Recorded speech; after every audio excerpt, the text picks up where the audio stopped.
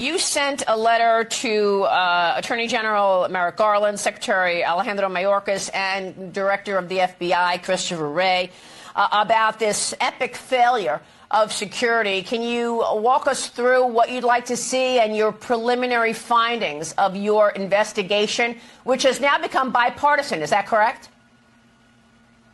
Correct. I spoke with Chairman Blumenthal, the chairman of the Permanent Subcommittee Investigation. I'm the ranking member. He completely agrees with me that we must start doing transcribed interviews with all the witnesses now, while memories are fresh. So that's really good news from my standpoint. My staff immediately started reaching out to local law enforcement. We've gathered a fair amount of information. Again, we're just scratching the surface. But, a couple of things that we found out. For example, the Secret Service did not even attend the 9 o'clock security meeting with local law enforcement. Pretty well put in charge the Butler County law enforcement to coordinate things. Law enforcement wasn't even on the same channel. The SWAT and sniper teams. Just to be clear, Senator, that was a 9 a.m. meeting on July 13th, the day of the shooting. Correct. Correct. Yeah, Secret Service had been there for site visits, weren't even there. Kind of turned over some of the outer perimeter stuff to local law enforcement. They weren't even on the same security channel. So the sniper and SWAT teams weren't on the same channel as the patrol officers, and they weren't on the same channel as Secret Service. So they had to relay things. One of the things we found out is that, we've got a more detailed timeline. This picture is now on the internet, but a photo was taken by the local sniper team in the AGR building at 5:14 of Crooks. So again, we had pictures of this guy. Why wasn't he intercepted? There's so many unanswered questions here. The pictures were taken at 5:14, and he was shot at 6:11. Correct. Okay. And again, we've got a more so I'm going to be issuing a preliminary report. It's preliminary. It's just scratching the surface. We're primarily going to release that report to solicit more eyewitness testimony. If you took video, save it. Make a backup copy. We can glean things in terms of audio and in terms of where the shots came from. Was it one rifle? Was it more than one? I've seen some pretty interesting video on the internet by experts that certainly calls into question what the FBI is telling us about a single shooter.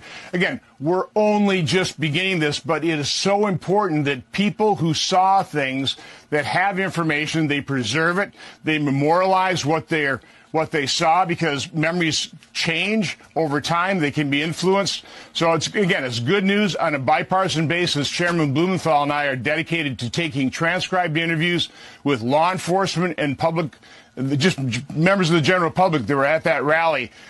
No matter how insignificant your piece of information might be, it might lend to provide the full story of what happened, because the American public needs to understand what happened here. So I know that, I tweeted out yesterday the fact that you're doing this bipartisan investigation, and I put on your email.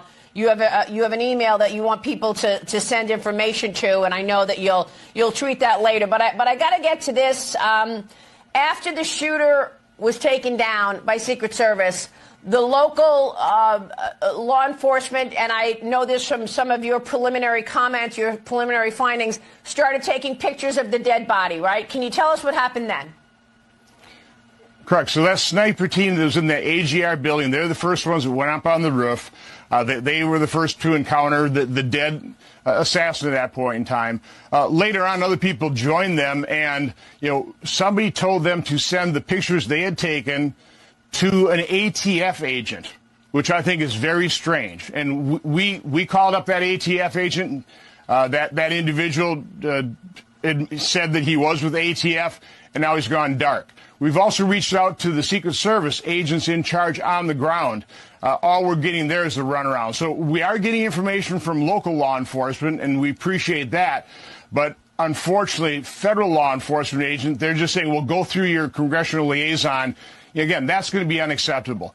I wish I could rely and have faith in the FBI and the Secret Service to do a truthful accounting of this, But that's not been my experience with the Russian collusion hoax, and for years dealing with federal law enforcement. We need completely separate and independent investigations, and it has to start now. So are you questioning whether or not there was a second shooter? Is that what you're questioning? Or if the shooter had a different gun?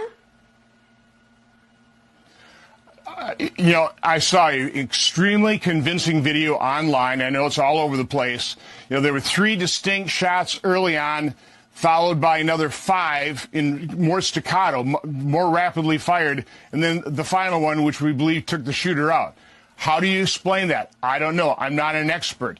But the individual putting that video out says it clearly shows that there are at least 3 different weapons fired that day. Again, I don't know, but we can't trust the FBI and the Secret Service to do an honest and open and transparent investigation. That's just a very sad fact. So we've got to rely on other sources, independent, to really find out what the truth of the matter was on Saturday, July 13th. So let me go back to what happened after the shooter is dead.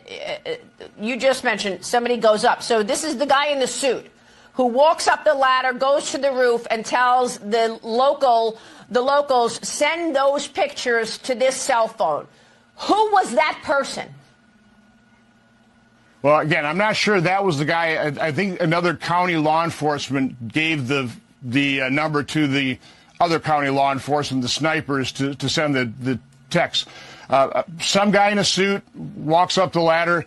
They believe you Secret Service. I'm not sure whether they gave credentials, but that's part of it. Again, Maria, this is so preliminary. I'm issuing this. I'm providing this information, a much more detailed timeline to prompt others to come forward. We need to complete this picture. We have a lot of puzzle pieces to fill in here. Is it odd to you that the locals were being told to send the pictures to the Alcohol, Tobacco, and Firearms Agency, ATF? Where does ATF come in? It's very odd.